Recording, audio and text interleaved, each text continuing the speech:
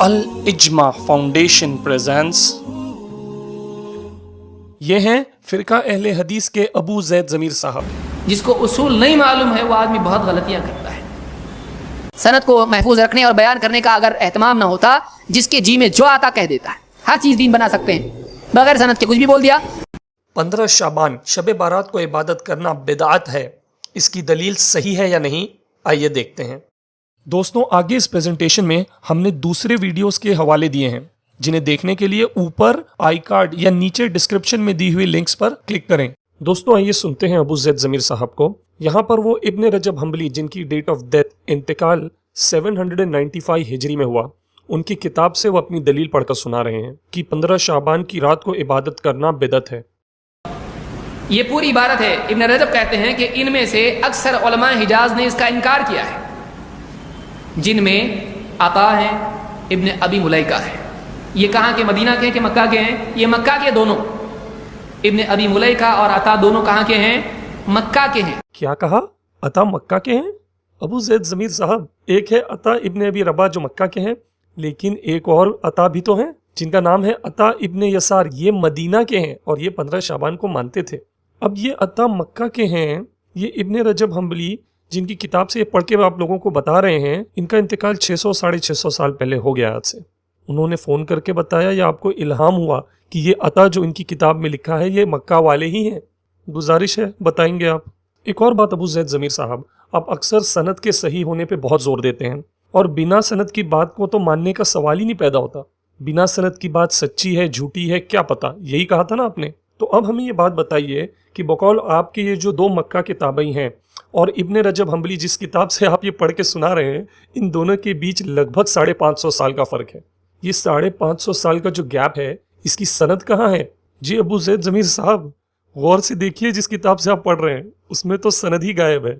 अब इब्न रजब के पूरे कौल की सनद आप हमें इंशाअल्लाह ज़रूर देंगे, उम्मीद करते हैं। और उसके आगे की इबारत इब्न रजब कहते हैं कि अब्दुर्रहमान इब्न ज़ैद इब्न असलम ने मदीना के फुक़हा से भी ये बात नकल की है। तो ये इबारत अलग हुई। अब अब्दुर्रहमान इब्न ज़ैद इब्न असलम का अमल या उनका कौल किसके बारे में है? मदीना के फुक़हा के बारे में। लेकिन ठीक इसके उलट मदीना के फुक़हा अब्दुर्रहमान के बारे में क्या कहते हैं, ये आपने आज तक अपने लोगों को नहीं बताया, तो हमने सोचा यहाँ बताते चलें। जी हाँ दोस्तों, खुद मदीना के फुक़हा ही नहीं बल्कि मदीना के अक्सर अहले इल्म कहते हैं कि अब्दुर्रहमान की बात मत लेना। देखिए हवाला। फिर इबारत ख़त्म हुई, अब तीसरा जिक्र हो रहा है। क्या? और वह हुआ कौल अस्हाब मालिक व गैरिही, और यही कौल है इमाम मालिक के असहाब का और उनके अलावा का। अच्छा, इमाम मालिक के असहाब और वगैरह, ये कौल भी आपके किसी काम नहीं आया अबू ज़ैद ज़मीर साहब, क्योंकि इसकी भी सनद गायब है। जिस किताब से पढ़ रहे हैं उस किताब में आग फाड़ के देखिए तो सही सनद है भी या नहीं। तो 3 लोगों का कौल इब्न रजब ने जिक्र किया है। नंबर 1 मक्का के 2 ताबई, नंबर 1 बेसनद बेदलील, 2 मदीना के फुक़हा, 2 बेसनद बेदलील, 3 इमाम मालिक के असहाब और उनके अलावा, 3 बेसनद बेदलील। मदीना के फुक़हा ही के लिए सिर्फ इसका कौल है अब्दुर्रहमान इब्न ज़ैद इब्न असलम का। तो अगर अब्दुर्रहमान इब्न ज़ैद इब्न असलम ज़ईफ़ है तो उससे सिर्फ कौन सी बात ज़ईफ़ हो जाती है? मदीना के फुक़हा की। लेकिन पहले जो मक्का के ताबईन हैं और इमाम मालिक के असहाब जो इनकार कर रहे हैं, उस पर असर पड़ेगा? उससे नहीं, क्योंकि वो बात अब्दुर्रहमान इब्न ज़ैद इब्न असलम ने नकल नहीं की है। असर तो फिर भी पड़ेगा अबू ज़ैद ज़मीर साहब। नंबर 1, नंबर 2, नंबर 3, चाहे कितनी कोशिश कर लीजिए अबू ज़ैद ज़मीर साहब, इन लोगों से 15 शाबान की रात को इबादत करना बिदअत है, ये आप सही सनद से साबित कर ही नहीं सकते। लेकिन अब जिसको नहीं मालूम है वो क्या करेगा? यहाँ गलती। जल्दी का काम शैतान का। जल्दी मिल गया कुछ तो अब्दुर्रहमान इब्न ज़ैद इब्न असलम, देखो इन्होंने रावी जिक्र किया। अभी थोड़ा और भी ठहरो जरा। ठीक है, ठहरते हैं, देखते हैं नंबर 2 यानी अब्दुर्रहमान के बारे में, जो हमने उन्हें उनकी गलती का एहसास दिलाया था पिछले वीडियो में कि मतलब पढ़ने पर यानी 15 शाबान को इबादत बिदअत है, ये कहने पर आप अब्दुर्रहमान को सच्चा मान लेते हो और अपने अकीदे के खिलाफ वसीला लेना जायज़ है ये बताने पर उसी को झूठा साबित कर देते हो। तहकीक के नाम पर इस तरह की दोगली पॉलिसी ठीक नहीं है। दोस्तों, फिरका अहले हदीस ने रिसर्च के नाम पर अक्सर हदीसों में मुसलमानों को इसी तरह का धोखा दिया है। مثال کے طور پر آپ خود ابو زید ضمیر کا اسی طرح کا ایک اور دھوکہ ہمارے تعویذ کے ویڈیو میں دیکھ سکتے ہیں، جہاں ایک ہی بندے کو ایک ہی فیلڈ میں وہ اپنے مطلب کے مطابق کبھی سچا اور کبھی جھوٹا ثابت کرتے ہیں۔ ابو زید ضمیر صاحب، دین میں ایسا کرتے ہوئے آپ کو ڈر نہیں لگتا؟ دوستو، توبہ کرنے کے بجائے ابو زید ضمیر صاحب عبد الرحمن پر دیے ہوئے اپنے دھوکے کے بارے میں کیا جواب دیتے ہیں، آئیے سنیے۔ اب عبد الرحمن ابن زید ابن اسلم پہ جو ہماری تنقید ہے حاکم کی روایت کے سلسلے میں، وہ حدیث کے بارے میں ہے کہ یہ راوی حدیث میں ضعیف ہے، اور بلا شبہ راوی حدیث میں ضعیف ہے، اور علماء نے اس کے بارے میں تنقید ذکر کی ہے اور کہا کہ یہ راوی فی نفسہ صالح تھا لیکن حدیث میں ضعیف تھا، نیک تھا، ٹھیک تھا، لیکن حدیث میں کیا ہے؟ ضعیف، صحیح نہیں ہے، اس کی حدیث نہیں لی جائے گی، اس لیے کہ میں نے اس سے پہلے بھی ایک راوی کے بارے میں ذکر کیا، ایک آدمی سچا ہو سکتا ہے لیکن حدیث میں غلطیاں کرنے والا ہو سکتا ہے۔ اور دوسری بات یہ کہ ایک آدمی ایک فن میں، ایک فیلڈ میں دلیل نہیں بن سکتا ہے لیکن دوسری فیلڈ میں اس کی بات لی جا سکتی ہے، ایسا ہو سکتا ہے کہ نہیں ہو سکتا ہے؟ جی بالکل بالکل ہو سکتا ہے، اور ہمیں تو خوشی ہے کہ آپ اس اصول کو مانتے جانتے ہیں، لیکن ہمیں ذرا پریشانی تب ہو جاتی ہے جب آپ یہ اصول بھول جاتے ہیں۔ دوستوں، جیسا کہ ابو زید ضمیر نے بتایا کہ ایک راوی حدیث میں دلیل نہیں بن سکتا لیکن دوسری فیلڈ جیسے کہ تفسیر کی فیلڈ میں اس کی بات لی جا سکتی ہے، لیکن جب تفسیر کی فیلڈ میں ہماری دلیل آئی، جی ہاں، تو ابو زید ضمیر نے خوشی خوشی اپنے سارے اصول بھلا دیے اور ہماری تفسیری دلیل کو ریجیکٹ کر دیا۔ ہم سچ کہہ رہے ہیں، دیکھیے۔ سوال ہے کہ تفسیر ابن عباس کے بموجب نماز میں رفع الیدین سے خشوع و خضوع سے خلل پیدا ہوتا ہے، اس کی وضاحت کیجیے۔ تفسیر ابن عباس ثابت شدہ تفسیر نہیں ہے، جہاں تک کہ مجھ کو یاد ہے یہ کلبی نے ابو صالح سے روایت کی ہے، تو وہ جو سند ہے علماء نے کہا ہے کہ یہ سند ہی خود معتبر نہیں ہے، یہ سند ہی خود معتبر نہیں ہے۔ کاش ابو زید ضمیر صاحب آپ نے اپنے خلاف آئی ہوئی رفع دین کی ہماری دلیل میں سچ کے دامن کو پکڑ لیا ہوتا اور کہہ دیتے کہ دیکھو یہ جو جرح ہے، یہ جو الزام ہے راویوں پر، یہ تو تفسیر کی فیلڈ میں نہیں ہے بلکہ تفسیر کی فیلڈ میں یہ راوی قابل قبول ہے۔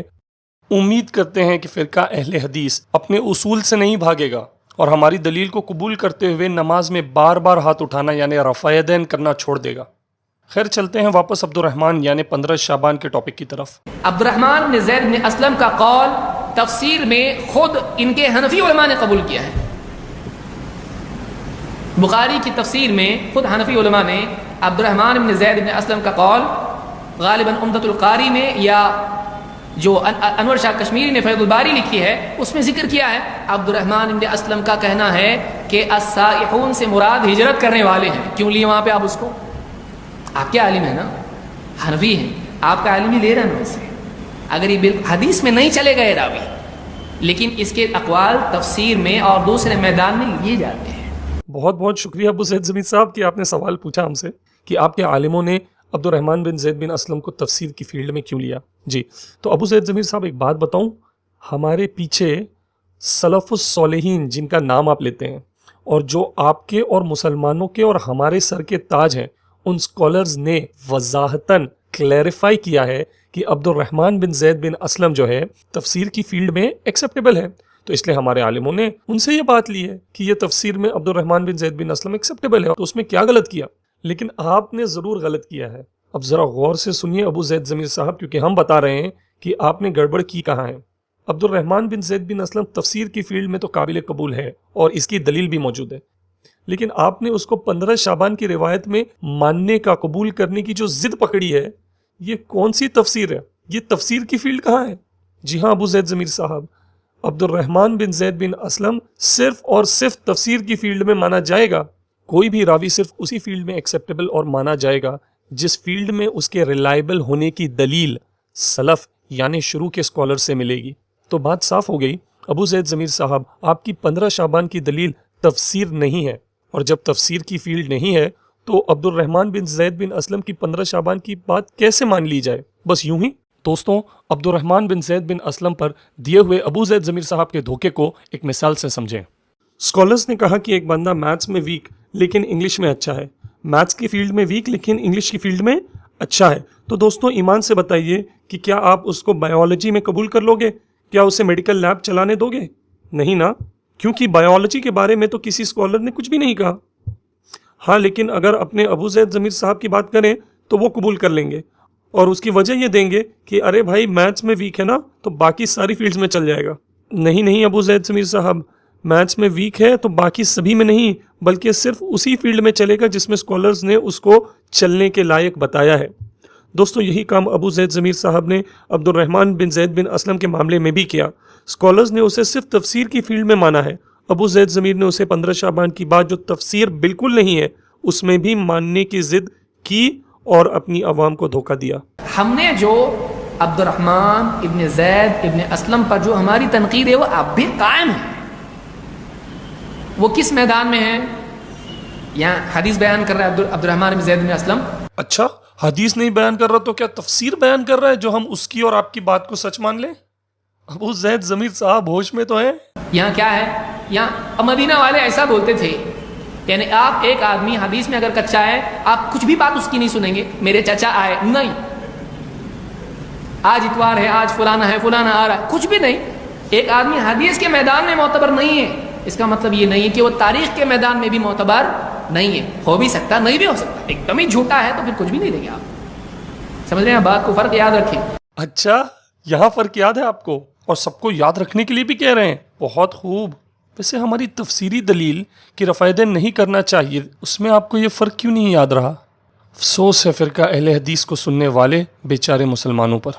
ابو زید ضمیر صاحب بیچارے عربی نہیں جاننے والے کچھ بھولے بھالے مسلمان اپنی عقل پہ پردہ ڈال کر آپ کی بات مان بھی لیں، لیکن مسئلہ یہ ہے کہ آپ اپنے استاد کا کیا کرو گے؟ جی ہاں، فرقہ اہل حدیث کے ابو زید ضمیر سے بھی بہت بڑے پونا شہر کے نہیں عرب کے اسکالر شیخ ناصر الدین البانی صاحب ہیں. انہوں نے ابو زید ضمیر صاحب کی بات کو ریجیکٹ کیا. جی ہاں، اہل حدیث فرقے کے شیخ ناصر الدین البانی نے 15 شعبان ہی کی روایت میں عبد الرحمن بن زید بن اسلم کو ریجیکٹ کر دیا اور ابو زید ضمیر صاحب والا گیم نہیں کھیلا. انہوں نے مان لیا کہ عبد الرحمن بن زید بن اسلم کی بات 15 شعبان کے ٹاپک میں بھی نہیں لی جا سکتی. اب ابو زید ضمیر صاحب آپ کو یاد ہوگا نا، شروع میں آپ نے کہا تھا کہ جسے اصول نہیں معلوم وہ بہت غلطیاں کرتا ہے. تو اب آپ اگر یہ کہیں گے کہ میرے شیخ ناصر الدین البانی صاحب کو اصول نہیں معلوم تو فرقہ اہل حدیث کو زیادہ نقصان ہو جائے گا کیونکہ وہ آپ سے زیادہ فیمس، آپ سے زیادہ مشہور ہیں. اس سے بہتر ہماری رائے مانیں تو آپ خود ہی مان لیجئے، خود ہی اقرار کر لیجئے کہ مجھے اصول حدیث نہیں پتا. اس سے فرقہ اہل حدیث کو نقصان کم ہوگا. کیوں؟ کیا خیال ہے؟ اس کے علاوہ آج سے قریباً 600 سال پہلے محدث حافظ ابن حجر رحمۃ اللہ علیہ نے اپنی کتاب میں بتایا کہ تابعین کی بات بھی حدیث ہوتی ہے. اور آپ کی 15 شعبان کی دلیل میں عبد الرحمن، جی ہاں عبد الرحمن تابعین ہی کی بات بتا رہے ہیں. حوالہ دیکھیے. اب امید ہے ابو زید ضمیر صاحب آپ عبد الرحمن بن زید بن اسلم پر اپنی غلطی کو مانیں گے اور ہمیں دیے ہوئے جواب سے رجوع کریں گے. اب آگے چلتے ہیں. یہاں عبد الرحمن ابن زید ابن اسلم کا قول جو ذکر کیا وہ میں نے نہیں کیا ہے. میں پوری، اب کوئی آدمی اس کو کٹ کرتا تو کیا بولتے، دیکھو آگے کا بیان نہیں کیا، تو میں پوری عبارت نقل کر رہا ہوں کہ اکثر علماء حجاز نے انکار کیا ہے. یہ کون کہہ رہا ہے؟ عبد الرحمن ابن زید ابن اسلم نہیں، ابن رجب. پھر ان میں نام ذکر کر رہے ہیں کس کا؟ عطا کا اور ابن ابی ملیکہ کا. کون؟ عبد الرحمن نہیں، ابن رجب. عبد الرحمن جو ذکر جس سے جو مل رہا ہے وہ صرف فقہائے اہل مدینہ کا ہے. آپ اس کو چھوڑ بھی دیتے ہیں تو یہ دو تابعین کا کیا کریں گے آپ؟ اور پھر امام مالک کے اصحاب ان کا بھی تو انکار ہے، وہ عبد الرحمن بن زید بن اسلم سے نہیں آیا ہے. تو اگر مان لیجئے یہ نہیں بھی لینا چاہیے تو اس کا اثر کہاں پڑے گا؟ ٹھیک ہے بھائی، مدینہ کے فقہاء اس کا ثابت نہیں ہے کہ وہ انکار کرتے ہیں، مکہ کے تو انکار کرتے ہیں کہ نہیں کرتے ہیں؟ چھوڑ بھی دیں نہیں بلکہ چھوڑ ہی دیں ابو زید ضمیر صاحب. اور جہاں تک وہ دو تابعی اور باقیوں کی بات ہے، ہم نے آلریڈی بتا دیا ہے کہ وہ بے سند ہے، اس کی کوئی سند ہی نہیں ہے. تو آپ کی بات سچی کیسے ہو گئی؟ اور بعض لوگوں نے اور کہتے ہیں کہ وقالوا ذلك كله بدعہ. ان سب کا کہنا کیا ہے؟ یہ سب کا سب کیا ہے؟ بدعت ہے. مطلب یہ کہ تابعین میں سے عطا اور ابن ابی ملیکہ اور اس کے علاوہ کئی لوگ تھے جو اس کو کیا کہتے تھے؟ بدعت کہتے تھے. تو ہم اس میں منفرد ہیں. جی ہاں ابو زید ضمیر صاحب آپ اس مسئلے میں منفرد ہیں، یعنی مسلمان آپ کا ساتھ نہیں دے رہے، آپ مسلمانوں سے ہٹ کر ہیں، اس مسئلے پر اکیلے کھڑے ہیں. بالکل. ہم نے تو آلریڈی بتا دیا ہے آپ کو کہ آپ کی دلیل بے سند ہے، اور اس میں بہت سے دوسرے مسئلے مسائل بھی ہیں جو ہم نے آپ کو بتائے. صحیح نہیں ہو سکتی آپ کی دلیل، لیکن اب آپ نے ضد پکڑی ہوئی ہے کہ بے سند بات کو اتنی بار دہراؤں گا کہ لوگ اسے صحیح سمجھنے لگیں. ٹھیک ہے، اگر یہ مسئلہ ہے تو بھی ابو زید ضمیر صاحب آپ بہت برے پھنسو گے. ہم آپ کو بتاتے ہیں کس طرح. ابو زید ضمیر صاحب، اگر ابن رجب حنبلی کی کتاب سے 15 شعبان کی رات عبادت کرنا بدعت ہے، یہ آپ کو بنا سند، بنا تحقیق، آنکھ بند کر کے، بنا سوچے سمجھے کہ میری دلیل صحیح ہے بھی یا نہیں، پڑھنے کا، ماننے کا اور پوری دنیا کو سنانے کا اتنا ہی شوق ہے، تو ہم آپ کو بتا دیں کہ یہ شوق آپ کو اور فرقہ اہل حدیث کو بہت مہنگا پڑنے والا ہے. جی ہاں ابو زید ضمیر صاحب، اب ہم بتانے جا رہے ہیں کیسے. وہ ایسے کہ آپ جیسی ہی ایک دلیل سلف کی دوسری کتابوں میں انہی دونوں تابعین عطا اور ابن ابی ملیکہ، عبد الرحمن بن زید بن اسلم اور اصحاب مالک سے ملتی ہے، لیکن کان کھول کے سنیے، لیکن دوسری کتابوں میں ان سب نے 15 شعبان کی عبادت کو بدعت نہیں کہا جیسا آپ بتا رہے ہیں، بلکہ وہاں سارے کے سارے 15 شعبان کی رات کو جماعت بنا کر جماعت کی شکل میں عبادت کرنے کو بدعت کہتے ہیں. جی ہاں، جماعت کی شکل میں عبادت کرنے کو بدعت کہتے ہیں. اب اس کا مطلب 15 شعبان میں آپ تو ان سب کو مانتے ہیں، لیکن کیا کریں، یہ سب آپ کو نہیں مانتے، کیونکہ یہ سارے لوگ عطا اور ابن ابی ملیکہ، عبد الرحمن بن زید بن اسلم اور اصحاب مالک آپ کی طرح ساری عبادت کو نہیں بلکہ ہماری طرح اس رات کو جماعت بنا کر عبادت کرنے کو بدعت سمجھتے تھے. حوالہ دیکھیے. اب ابو زید ضمیر صاحب، ہماری آپ سے ایک گزارش ہے، ابن رجب کی کتاب کی طرح آپ ہماری بتائی ہوئی کتابوں میں جو بات لکھی ہے وہ بھی بنا سند، بنا تحقیق، آنکھ بند کر کے، بنا سوچے سمجھے پڑھنے کا، ماننے کا اور پوری دنیا کو سنانے کا، اور ساتھ ہی ساتھ اپنی غلطی ماننے کا، اور آنے والی 15 شعبان کی رات مسلمانوں کے ساتھ مل کر عبادت کرنے کا فیصلہ کریں گے. کیوں ابو زید ضمیر صاحب، کیا ارادہ ہے؟ دیکھا دوستوں، ابو زید ضمیر صاحب چاہتے تو ہماری بتائی ہوئی کتابوں سے بھی تو عطا، ابن ابی ملیکہ، عبد الرحمن بن زید بن اسلم اور اصحاب مالک کا قول پڑھ کر سب کو سناتے، لیکن پھر بھی انہوں نے پڑھنے کے لیے صرف ابن رجب کی کتاب کو ہی کیوں چنا؟ ذرا سوچئے. وہ اس لیے کہ ہماری بتائی ہوئی کتابوں میں 15 شعبان کی رات کو جماعت سے عبادت بدعت ہے، یہ وضاحت، یہ کلیریفیکیشن ملتی ہے، جبکہ ابن رجب کی کتاب میں یہ ایک وضاحت، یہ کلیریفیکیشن نہیں ہے. اور یہی وجہ ہے کہ ابن رجب کی کتاب سے مسلمانوں کو دھوکہ دینا اور ساری عبادت سے روک دینا آسان تھا. شاید یہی وجہ ہے کہ ابو زید ضمیر صاحب نے باقی ساری کتابوں کو چھپاتے ہوئے صرف ابن رجب کی کتاب سے یہ قول کو پڑھنے کو صحیح سمجھا. خود فرقہ اہل حدیث یعنی آپ کے شمس الحق عظیم آبادی نے سچ کو مان کر اپنی کتاب میں لکھ دیا کہ 15 شعبان کو عبادت کرنا بدعت نہیں ہے، بلکہ اس رات کو جماعت بنا کر کی ہوئی عبادت غلط اور بدعت ہے. اسی طرح کی بات ابن تیمیہ نے بھی قریباً 700 سال پہلے کی تھی. کیوں ابو زید ضمیر صاحب، آپ کے بڑے بھی بدعات کرتے تھے؟ امید ہے ابو زید ضمیر صاحب آپ سمجھ گئے ہوں گے کہ اس مسئلے میں آپ کے ساتھ کوئی نہیں کھڑا ہے، آپ منفرد ہیں، آپ اکیلے ہیں. اچھا دوستوں، یہ تو ہو گیا ابن رجب حنبلی کی کتاب سے دیے ہوئے ابو زید ضمیر صاحب کے دھوکے کا جواب. اب ابو زید ضمیر صاحب ہماری ثابت شدہ دلیل کہ 15 شعبان یعنی شب بارات کو عبادت کرنی چاہیے، یہ ابن رجب سے بھی پہلے امام فاقہی کی کتاب سے پڑھ کر سنا رہے ہیں. آج تک مکہ والوں کا عمل یہ ہے، ماضی سے اب تک، کہ جب 15 شعبان کی رات ہوتی تھی، خرج عامۃ الرجال والنساء الی المسجد، عام طور سے مرد، عورتیں مسجد کی طرف نکلتے تھے. فصلوا وطافوا واحیوا لیلتهم، تو کیا کرتے تھے؟ نماز پڑھتے تھے، طواف کرتے تھے، طواف کرتے تھے، طواف کرتے تھے، اور رات میں جاگتے تھے. کب؟ 15 شعبان کی رات کو. حتی الصباح بالقراءة بالمسجد الحرام، یہاں تک کہ صبح ہو جاتی تھی اور وہاں پر کیا کرتے تھے؟ وہ قرأت کرتے تھے مسجد حرام میں. حتی یختم القرآن کلہ، یہاں تک کہ اس رات میں پورا قرآن ختم کرتے تھے. تو دوستو، سنا آپ نے ہماری دلیل کہ مسلمان 15 شعبان کی رات کو عبادت کرتے تھے، لیکن ایک خاص عبادت، طواف کا لفظ آپ نے ضرور سنا ہوگا ہماری عبارت میں، اس پہ دھیان رکھیے انشاءاللہ. اب دوستو، ابو زید ضمیر صاحب ہماری دلیل کا جواب دینے لگے ہیں، لیکن آپ کو سچ بتائیں، اچھے ان کی چوری نہیں پکڑ پائیں گے. دوستو، آپ نے چیلنج کیا ہے سمجھا؟ چیلنج یہ ہے کہ اس سے پہلے کہ ہم ان کی چوری بتائیں، آپ کو خود کو اہل حدیث سمجھنے والے ابو زید ضمیر صاحب کی چوری پکڑنی ہے اگلے جملے میں. دیکھتے ہیں کہ آپ کے اندر یہ صلاحیت ہے کیا. سنیے ذرا غور سے. اچھی بات ہے اب یہ مانتے ہیں آپ لوگ، دلیل میں تو پیش کر رہے ہیں، تو دلیل میں جو پیش کر رہا ہے وہ ماننا بھی تو چاہیے نا. عورتوں کو آنے دیتے مسجد میں؟ جس کا قول ذکر کر رہے ہیں وہ کیا بتا رہا ہے؟ اس رات میں مرد عورتیں مکہ میں کیا ہوتی تھیں؟ مکہ میں نماز کے لیے جمع ہوتے تھے، جماعت سے وہاں نماز ہوتی تھی، صبح تک نماز چلتی تھی، ایک قرآن پورا ہوتا تھا. کرو. دوستوں اگر نہیں پکڑ پائے آپ تو کوئی بات نہیں، ہم آپ کو بتاتے ہیں چوری.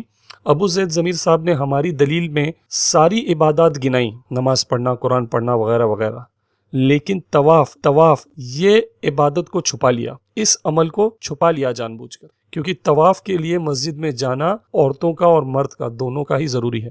ہم پر اعتراض جو کرنا تھا تو انہوں نے واپس سے ساری عبادات گنائی، لیکن اس میں سے طواف کو غائب کر دیا تاکہ سننے والوں کو لگے کہ نہیں بھائی اعتراض تو ٹھیک کیا ہے. دوستوں ایک بار پھر سنیے ابو زید ضمیر کو ہماری عبارت میں سے طواف کے لفظ کی چوری کرتے ہوئے. جس کا قول ذکر کر رہے ہیں وہ کیا بتا رہا ہے؟ اس رات میں مرد عورتیں مکہ میں کیا ہوتی تھیں؟ مکہ میں نماز کے لیے جمع ہوتے تھے، جماعت سے وہاں نماز ہوتی تھی، صبح تک نماز چلتی تھی، ایک قرآن پورا ہوتا تھا. کرو. افسوس. اب آگے سنتے ہیں. تو مکہ میں عمل، پھر حضرت عمر نے عورتوں کا آنا بند کیا مسجد میں. ارے یہ کہاں سے آیا پھر؟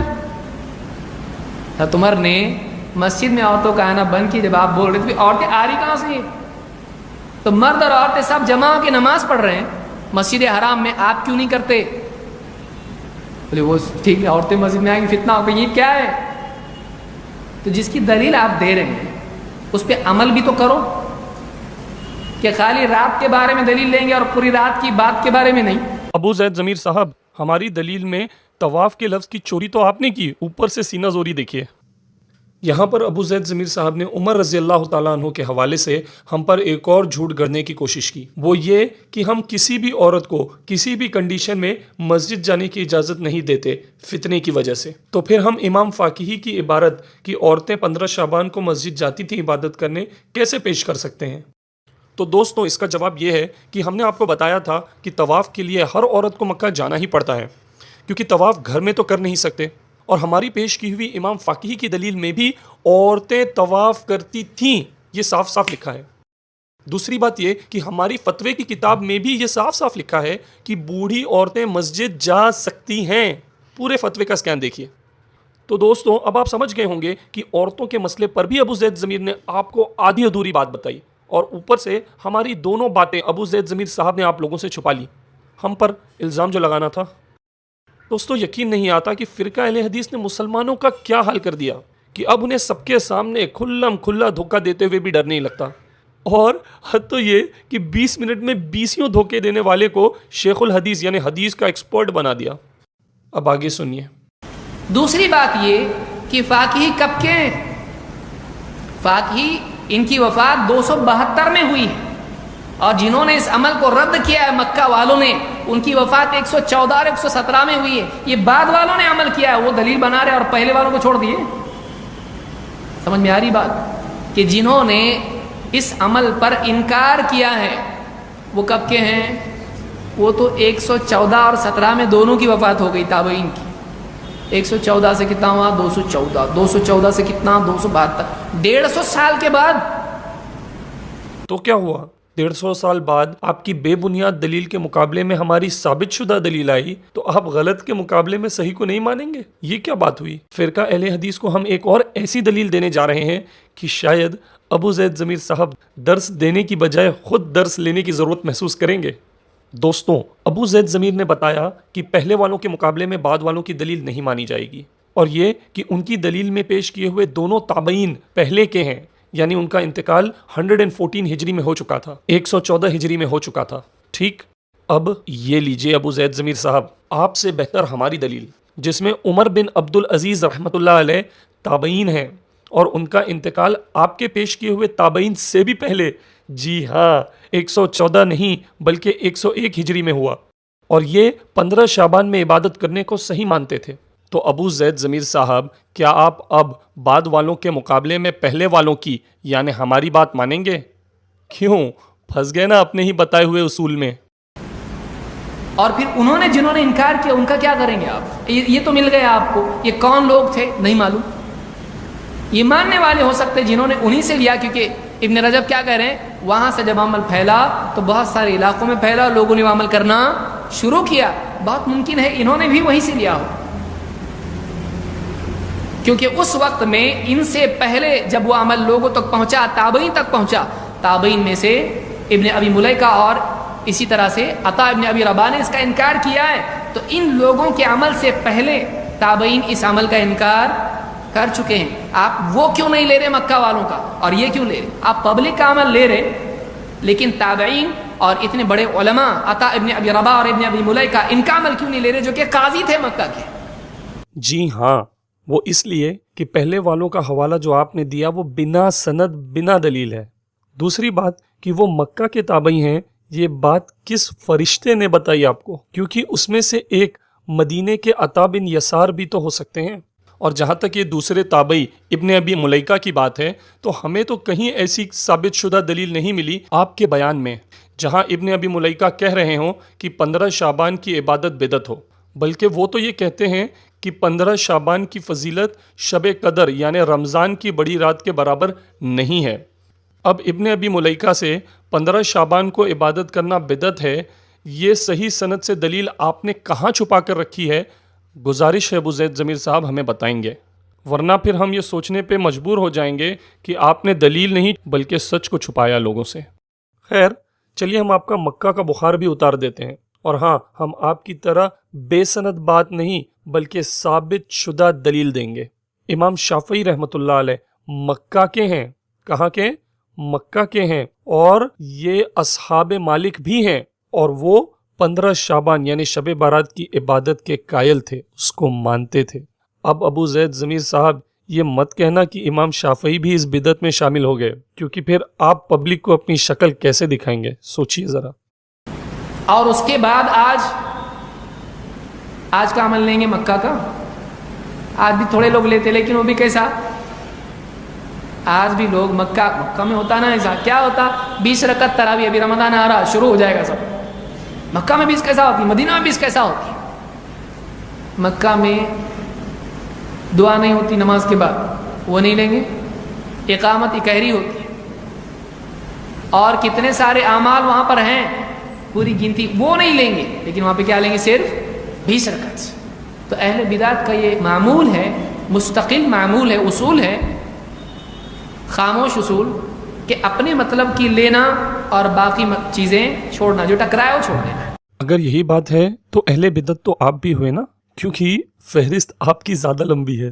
میں زیادہ نہیں لیکن سننے والوں کو اتنا ضرور بتانا چاہتا ہوں کہ جمعہ کے اہم مسئلے میں ابھی جماعت کھڑی بھی نہیں ہوئی، اور فرقہ اہل حدیث کم سے کم 3 مسئلوں میں، جی ہاں 3 جگہ مکہ والوں سے اختلاف کر بیٹھا. مزید انشاءاللہ کسی اور سال اور زیادہ تفصیل سے اس کو ہم دیکھنے کی کوشش کریں گے. اقول قولی ھذا واستغفر اللہ لی ولکم. جی ہاں انشاءاللہ ضرور. امید ہے کہ ایک دن میں جواب دینے والے ابو زید ضمیر ہمارے اس ویڈیو کا مکمل جواب، جی ہاں جواب، الزامی جواب نہیں، 15 شعبان سے پہلے تو دے ہی دیں گے، یا پھر ویڈیو پر آ کر توبہ کر لیں گے. دوستوں امید ہے ہم نے آپ کے لیے فیصلہ لینا آسان کر دیا کہ ساتھ دینا ہے سچ کا یا فرقہ اہل حدیث کا. تو دوستوں پوری بات کا کنکلوژن، خلاصہ یہ ہے کہ فرقہ اہل حدیث کی دلیل ابن رجب سے کہ شب بارات میں عبادت کرنا بدعت ہے، یہ صحیح نہیں ہے. اگر اس کو صحیح مان بھی لیا جائے تو فرقہ اہل حدیث کو اس سے کوئی بھی فائدہ نہیں ہوگا، کیونکہ اس میں کلیریفیکیشن نہیں ہے کہ کون سی عبادت بدعت ہے، ساری عبادات بدعت ہیں یا کوئی خاص عبادت بدعت ہے. اور اگر ہم ساری کتابوں کو دیکھیں تو بات صاف ہو جاتی ہے کہ اسکالرز ہماری طرح اس رات کو صرف جماعت بنا کر عبادت کرنے کو غلط سمجھتے تھے، اور یہ کہ 15 شعبان کو عبادت کرنا ثابت ہے اور ثواب ہے. دوستوں ہر آدمی سے غلطی ہو سکتی ہے، تو فرقہ اہل حدیث کو غلطی بتائے جانے پر اپنی دلیل کی سچائی کو چھپانا، اس سے ابو زید ضمیر صاحب کو بچنا چاہیے. انہیں دل بڑھا کر کے یہ سوچنا چاہیے تھا کہ جس کتاب سے میں اپنی دلیل پیش کر رہا ہوں اسی کتاب میں امام ابن رجب حنبلی نے میرے فرقے کے خلاف فتویٰ کیوں دیا کہ 15 شعبان کو عبادت کرنی چاہیے. ایک اور بات یہ کہ فرقہ اہل حدیث کو کسی پر بھی الزام لگانے سے پہلے سوچنا اور ڈرنا چاہیے کہ کہیں میں آپ صلی اللہ علیہ وسلم، قرآن، صحابہ یا سلف پر انگلی تو نہیں اٹھا رہا اور اپنی آخرت برباد کر رہا ہوں. مثال کے طور پر عورتوں کے مسجد جانے کے مسئلے پر ابو زید ضمیر صاحب کو تھوڑا سوچنا چاہیے تھا، کیونکہ ہم پر اعتراض کھڑا کرنے کے چکر میں انہوں نے امام احمد بن حنبل رحمۃ اللہ علیہ پر بھی انگلی اٹھا دی، کیونکہ امام احمد بن حنبل رحمۃ اللہ علیہ کا بھی وہی نظریہ ہے جو ہمارا ہے۔ فرقہ اہل حدیث کے ابو زید ضمیر صاحب حدیث کو تفسیر اور تفسیر کو حدیث بتانا، عبارت میں سے الفاظ کی چوریاں کرنا، بے سند باتوں کو کہیں لینا کہیں چھوڑ دینا، دین میں من مرضی اپنی طرف سے نئی نئی باتیں گھڑنا، تابعین اور سلف کو بدعتی ثابت کرنا، نعوذ باللہ، ریسرچ کے نام پر مسلمانوں کو دھوکہ دینا، آدھی باتیں بتانا آدھی چھپا لینا، یہ سب غلطیوں پر اللہ آپ کو معاف کرے، یہ ہماری دعا ہے۔ پبلک اب ہوشیار ہو گئی ہے اور فرقہ اہل حدیث کو سمجھ چکی ہے۔ یہی وجہ ہے کہ اکثر لوگ فرقہ اہل حدیث سے توبہ کر کے سچ کے ساتھ آ رہے ہیں، اور یہی وجہ ہے کہ اکثر دنیا نبی پاک صلی اللہ علیہ وسلم کی سنتوں کو آپ کے مقابلے، جی ہاں آپ کے مقابلے سچے امام ابو حنیفہ رحمۃ اللہ علیہ کی اسکول آف تھاٹ سے لینا پسند کرتی ہے۔ تو بس ثابت ہوا کہ شب بارات کو عبادت کرنا سلف کا طریقہ ہے۔ اور ہاں دوستوں، آپ ہمیں بھی یاد رکھنا اپنی دعاؤں میں۔ اس ٹاپک پر اور جاننے کے لیے ڈسکرپشن میں دی ہوئی لنکس پڑھیں۔ دوستوں، اگر آپ کو ہمارا یہ ویڈیو پسند آیا تو امید ہے آپ کو ہمارے دوسرے ویڈیوز بھی پسند آئیں گے، جنہیں دیکھنے کے لیے ویڈیوز پر کلک کریں۔ نئے ویڈیوز کے لیے ہمارے چینل پر سبسکرائب کریں۔